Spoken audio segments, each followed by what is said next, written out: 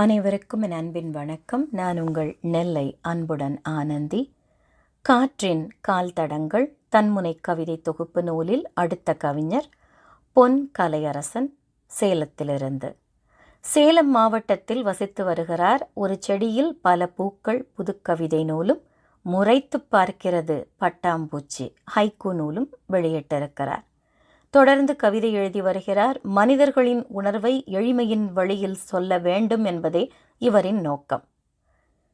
இவருடைய கவிதை ஒன்று உங்களுக்காக. சொல்லிவிட்டேன் நான், பதிலொன்றும் வரவில்லை. சொல்லாமல் இருந்திருக்கலாம், இதயம் கேட்கவில்லை. இவ்வளோ ஒரு அழகான காட்சி பாருங்களேன். இந்த காதலிக்கிறவங்களோட பிரச்சனையே இதுதான். சொல்கிற வரைக்கும் ஒரே பதட்டமாக இருக்கும். ஒரு வழியாக அப்பா சொல்லிட்டோம் அப்படின்னு நிம்மதியாக இருக்க விடுவாங்களா? பதில் எதுவும் சொல்லாமல் அவங்க அமைதியாக போய்கிட்டே இருப்பாங்க.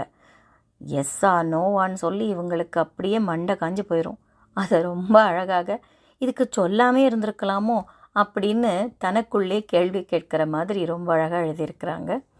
கவிஞருக்கு வாழ்த்துக்கள். நன்றி.